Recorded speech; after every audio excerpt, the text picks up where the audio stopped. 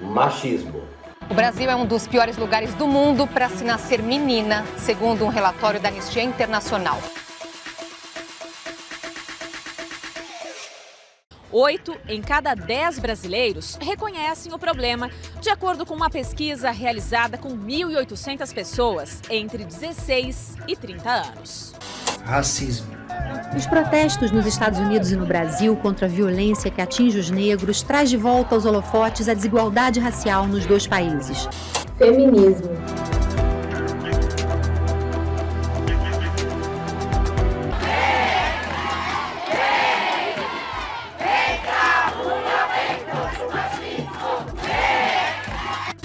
Ecologia. Os alertas de desmatamento da Amazônia no primeiro trimestre deste ano atingiram a maior área da série histórica para esse período.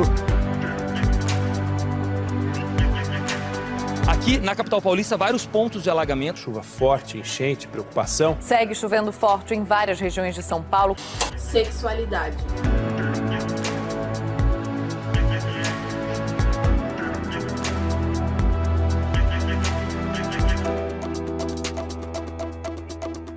A política.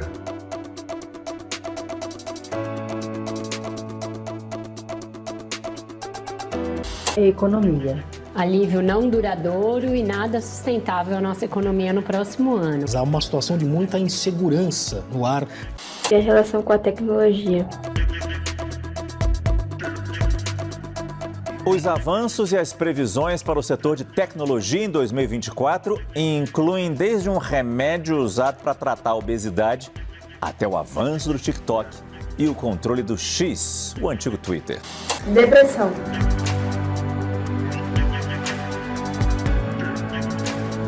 É um termo muito mal compreendido. Depressão tem cura?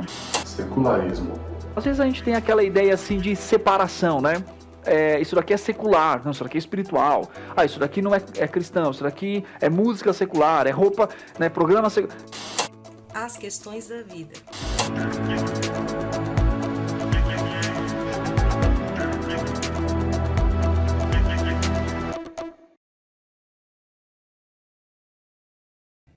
No censo de 2010, os sem religião eram 8%, apenas 8% da população brasileira. Mas 8% da população brasileira são 15 milhões de pessoas. Esse percentual vem crescendo década após década. Os sem religião eram 0,5% na década de 60, depois passou para 1,6% na década de 80%, depois passou para 4,8% em 91, na década de 90, 7,3% em 2000 e no censo de 2010 pulou para 8%. Pastor, é pouco. Agora eu vou trazer um outro número para você. Entre os jovens de 16 a 24 anos, próxima geração, o percentual dos sem religião chega a 25% no âmbito nacional. Pesquisas Datafolha no Rio de Janeiro e em São Paulo mostram que o crescimento dos brasileiros que se dizem sem religião é ainda mais marcante, particularmente entre os jovens. Em São Paulo, os jovens de 16 a 24 anos que se dizem sem religião chegam a 30%, superando o número de evangélicos, que é 27%. Em São Paulo, nós temos mais gente sem religião entre os jovens do que ditos evangélicos. Começa a entender o problema? A gente está falando dos próximos 10, 20, 30 anos. Se a gente achar que aqueles valores nossos, enraizados, aqueles princípios bíblicos, morais, éticos, religiosos, que nós carregamos há séculos, vão continuar influenciando a sociedade assim, naturalmente nós estamos enganados. Porque cresce assustadoramente entre os mais jovens o secularismo.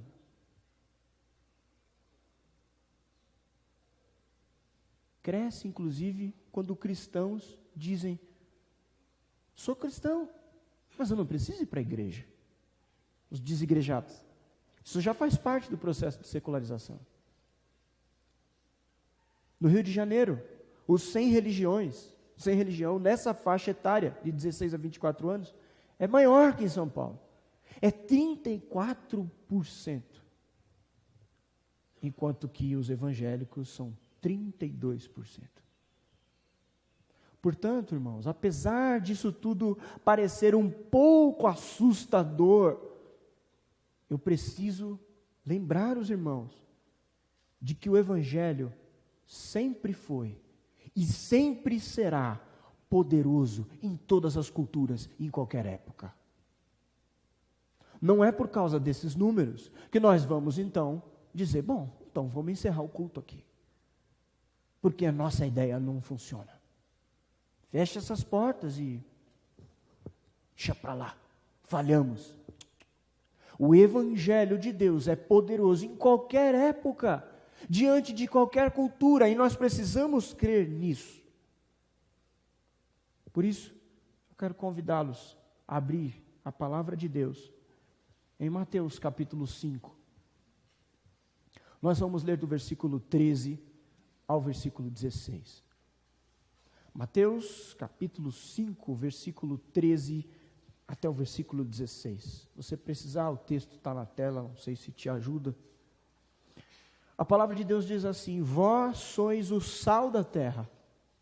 Ora, se o sal vier a ser insípido, como lhe restaurar o sabor?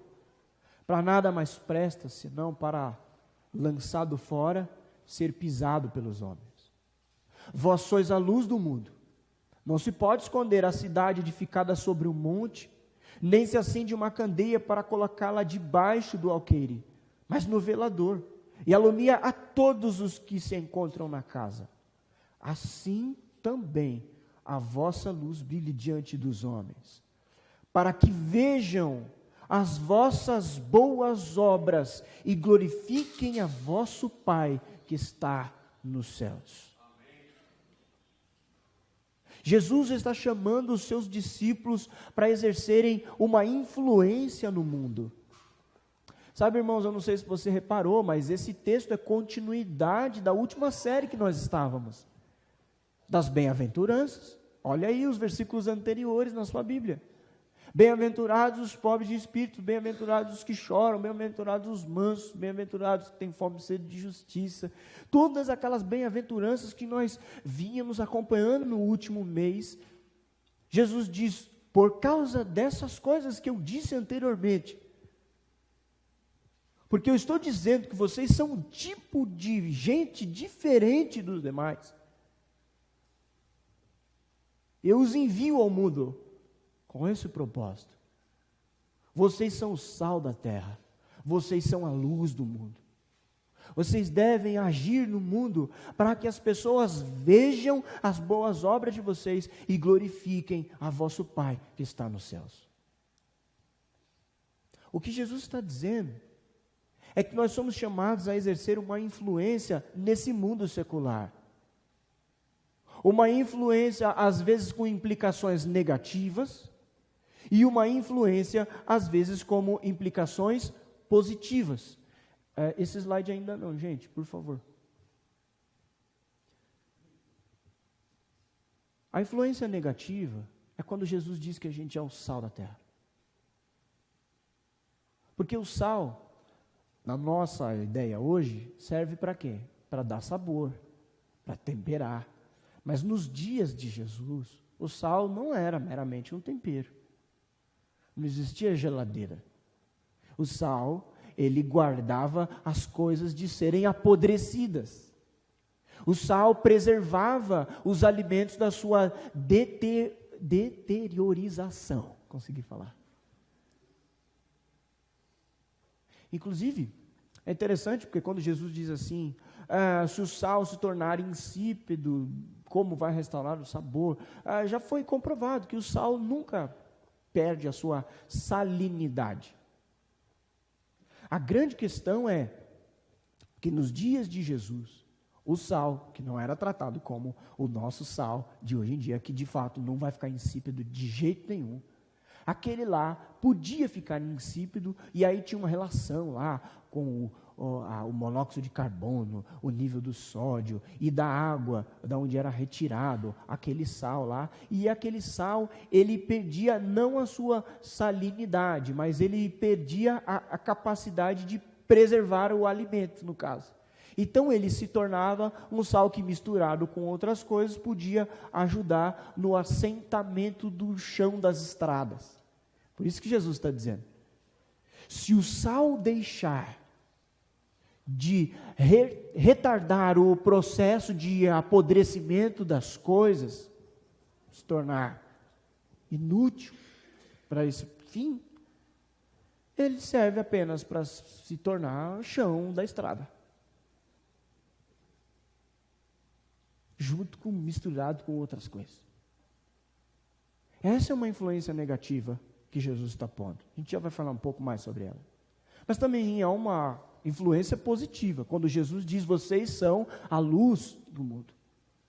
A gente sabe que a ausência da luz é escuridão, é trevas. Portanto, é positivo no sentido de que vocês é que dão luz a esse mundo em trevas. Se os cristãos são chamados para ser sal e luz, então o mundo ao qual nós somos enviados necessita dessas duas virtudes. Virtudes positivas e negativas. Negativas para a sociedade, não negativas para nós. O mundo é um lugar de moralidade insípida. O mundo está em declínio, o mundo está em escuridão. Mas o discípulo de Jesus é quem deve trazer luz ao mundo, por meio do testemunho, que indica que os seres humanos têm a sua luz em Deus. É isso que ele diz, para que vejam as suas obras e glorifiquem o Pai que está no céu.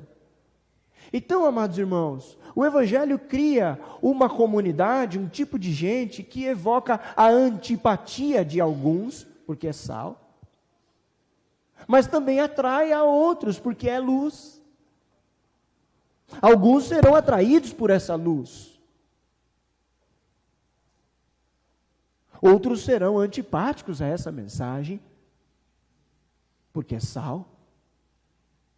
E o propósito do sal é retardar o processo de putrefação, de podridão, de degradação, de corrupção.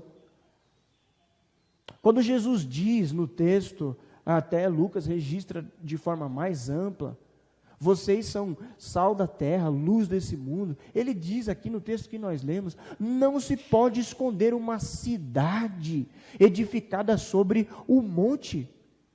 O que Jesus está dizendo para os seus discípulos é que nós, a sua igreja, nós somos uma cidade.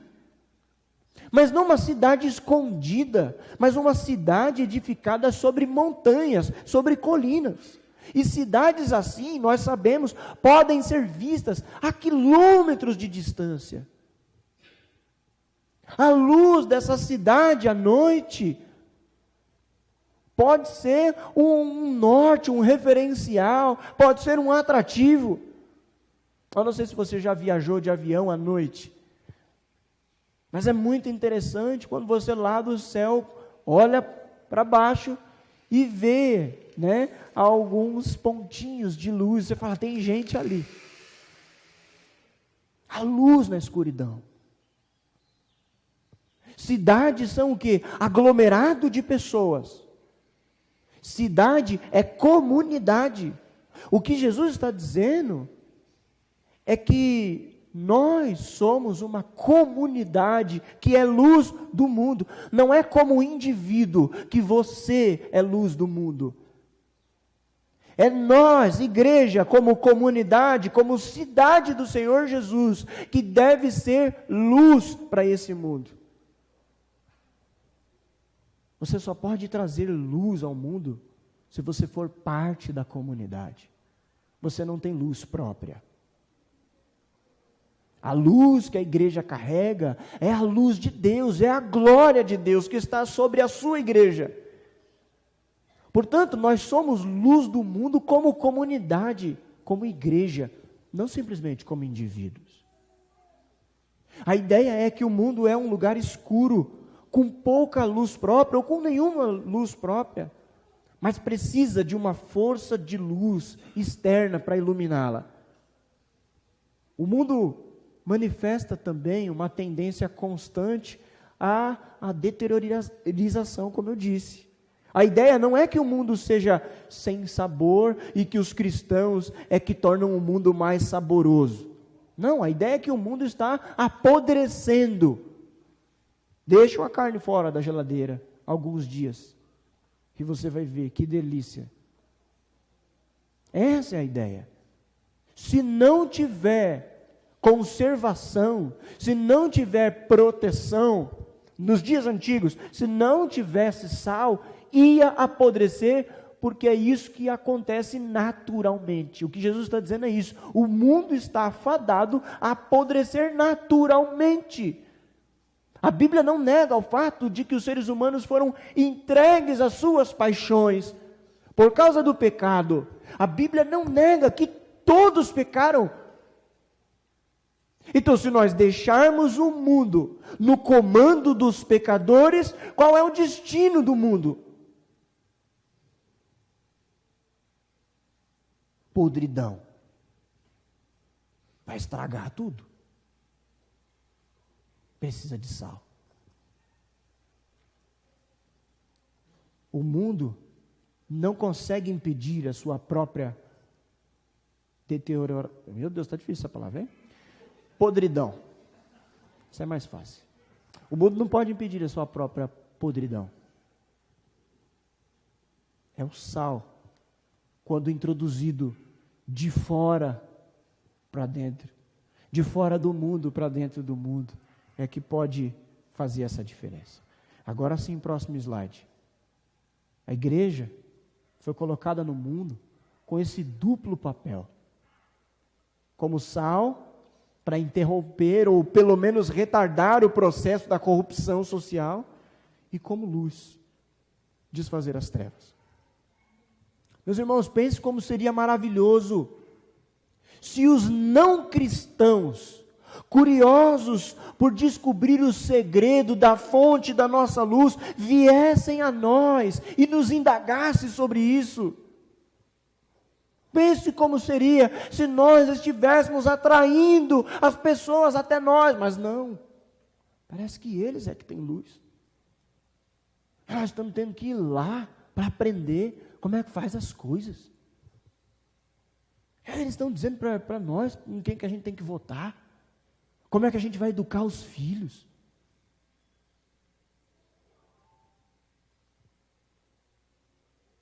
Como é que a gente vai fazer a igreja crescer? Não com estratégias de evangelização, mas com estratégias de marketing. Jesus esclarece. Essa luz são nossas boas obras. Por isso ele disse, que eles vejam as vossas boas obras e glorifiquem ao vosso Pai que está nos céus. Quer dizer, é através dessas boas obras que a nossa luz tem de brilhar. Parece que boas obras é uma maneira de dizer que tudo o que nós fazemos é uma forma visível da nossa fé. Não é isso que Tiago diz? Ora, a fé sem obras, ela é morta. Está estreita a relação entre aquilo que você crê e aquilo que você definitivamente faz. Isso é, na qualidade de discípulo de Jesus, Nós não devemos esconder a verdade que nós conhecemos, ou a verdade da qual nós fazemos parte. Meus irmãos, nós não temos que fingir que nós somos diferentes. Ao contrário, nós temos que ser diferentes. Nós temos que desejar que o cristianismo seja visível a todos através das boas obras que nós realizamos. Então, quando as pessoas olharem para nós, verão as nossas boas obras e assim glorificarão ao nosso Pai que está nos céus e não a nós. O problema também é esse, que às vezes a gente quer fazer boas obras para que as pessoas glorifiquem a nós. Mas o que Jesus está dizendo é que quando vocês forem sal da terra e luz do mundo, o mundo será atraído para vocês. Olharão as vossas boas obras e glorificarão a Deus, o nosso Pai. Essas palavras foram ditas por Jesus aqui no primeiro sermão de Jesus, o Sermão da Montanha.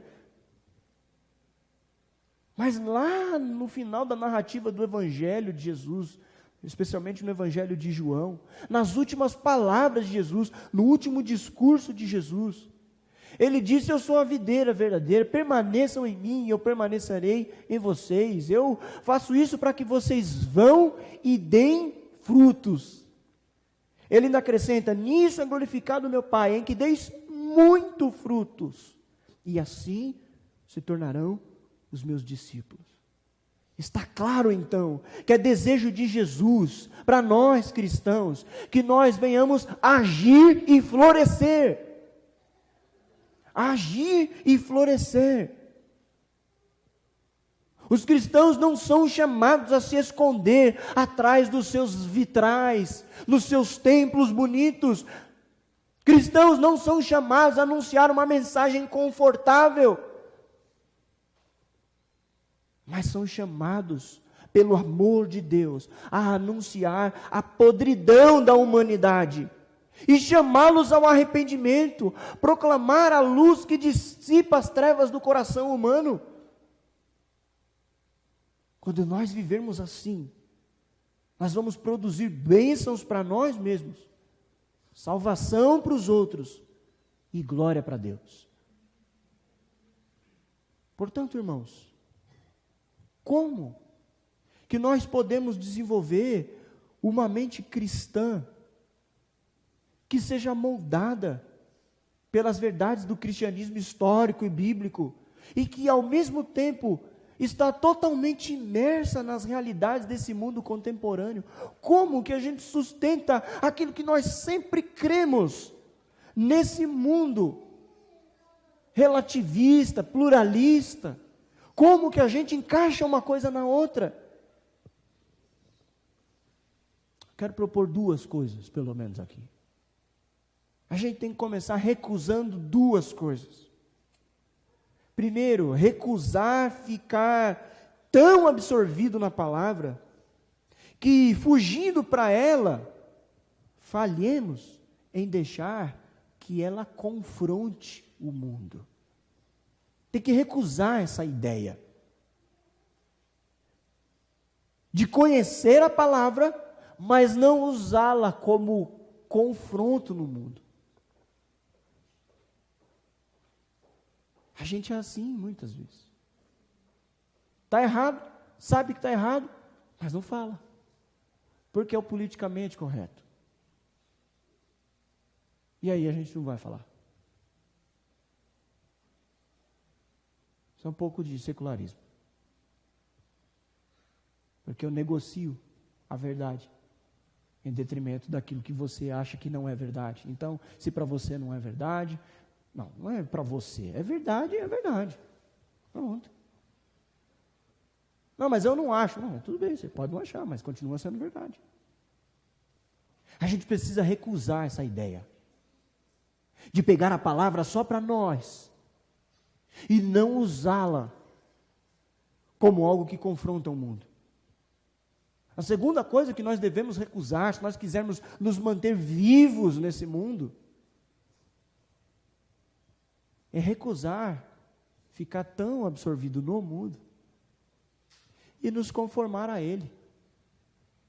E deixarmos de submetê-lo ao julgamento da palavra. É os dois extremos. De um lado, a gente abraça a Bíblia e não fala com ninguém. Do outro lado, a gente fala assim, não, eu quero ganhar eles, então deixa a Bíblia de lá e vamos abraçar o mundo. A gente precisa recusar essas duas ideias. As duas ideias estão erradas. Em vez disso, nós somos chamados a uma dupla escuta, como diria o John Stott no próximo slide. Precisamos escutar a palavra de Deus com expectativa e humildade, prontos para Deus nos confrontar com uma palavra que pode ser perturbadora e inesperada. E devemos também escutar o mundo ao nosso redor. Escutar a palavra e escutar o mundo. As duas coisas. Escutar a palavra com humildade e reverência, ansiosos para compreendê-la, e resolvemos crer nela, obedecer ela, mas ao mesmo tempo escutar o mundo com uma atenção crítica, ansiosos para compreendê-lo e resolver os problemas. Não necessariamente acreditar e obedecer o que o mundo está propondo, mas parecer-se simpático a ele, para então oferecer a graça, para descobrir como é que o Evangelho se relaciona com ele. Assim, meus amados irmãos, no próximo slide, eu digo que nós não devemos preservar nossa santidade fugindo do mundo, nem precisamos sacrificar a nossa santidade se conformando ao mundo. A gente está falando isso porque o tema anual é a santidade no mundo. E o mundo em que nós vivemos é esse que nós estamos falando aqui. Já não se discute mais outras coisas que o passado discutia. E se nós ainda continuarmos olhando para o mundo, achando que ele era o que ele era há 40 anos atrás, nós vamos continuar oferecendo respostas a perguntas que ninguém mais está fazendo. Algumas questões já foram resolvidas daquela porta para fora. E a gente ainda que está com crise com essas coisas. Mas ninguém lá fora mais está se importando com algumas coisas que parece que a gente está se importando. E aí a gente vai perdendo espaço. Vocês viram os dados. Nos jovens, é maior o número daqueles secularizados do que daqueles que acreditam em Deus. Nós estamos falando dos próximos anos. Então nós não devemos preservar a nossa santidade simplesmente fugindo do mundo.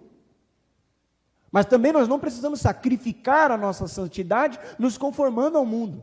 Tanto o escapismo quanto o conformismo são proibidos para nós. Nós não temos que fugir, mas também nós não temos que nos conformar. Essas duas propostas são proibidas para nós. E olha, amados irmãos, a igreja aqui do Ocidente, desse lugar do mundo em que nós falamos, tem sido muitas vezes um grupo introvertido, preocupado simplesmente com seus próprios assuntos internos, com a sua vidinha institucional. E isso decorre da má compreensão de salvação, que reduz a obra de Deus ao que é feito em nós. E aí a gente se faz de cego para o fato de que também Deus faz coisas não só por nós, mas por meio de nós. Quando a salvação é considerada simplesmente uma bênção que nós desfrutamos, a igreja ela é reduzida a uma comunidade que se preocupa com salvação individual. Você está salvo? E sua casa? Então tá bom. Então vamos orar? Vamos. Você ora pela minha casa, eu oro pela sua casa. E pronto. O mundo lá fora explode. Vamos fazer um evento. Vamos, o que nós vamos fazer? Vamos marcar aqui para a gente se ver. Tudo se reduz nessa fé abrangente que diz respeito à obra de Deus no mundo. A gente reduziu isso a um clube. coisa nossa, clube nosso, amigo da igreja, do lugar que a gente frequenta, quando na verdade Deus tem uma obra através da sua igreja. A igreja é uma instituição que canaliza a graça de Deus, mas não só para os seus membros, não só para o bem eterno de vocês que estão aqui sentados me ouvindo. Essa mentalidade, na prática, é uma mentalidade secular. Colocou o ser humano de novo no centro. A cultura de consumo do Ocidente transformou a igreja como um fornecedor de bens, de serviços religiosos. Eu pago o dízimo, então o ventilador tem que estar funcionando. Então o pastor precisa vir na minha casa a hora que eu ligar para ele é pago para isso. Eu pago o salário dele. É um balcão de negócios. Eu pago, eu quero consumir o que eu pago. Mentalidade do mercado secular. Por isso, no próximo slide, o Leslie Newbigin escreveu: se o evangelho deve desafiar a vida pública da nossa sociedade, se os cristãos devem ocupar uma posição elevada que abandonaram no meio-dia da modernidade, e isso só acontecerá quando as congregações locais renunciarem a uma preocupação introvertida pela própria vida delas e reconhecer que existem para o bem daqueles que não são membros, como sinal, instrumento e antecipação da graça redentora de Deus para a vida da sociedade como um todo. Nós estamos chamados ao arrependimento, cristãos, porque temos deixado de ser sal. A podridão ganha espaço porque falta sal. As trevas ganham espaço porque ninguém acende mais a luz na sociedade.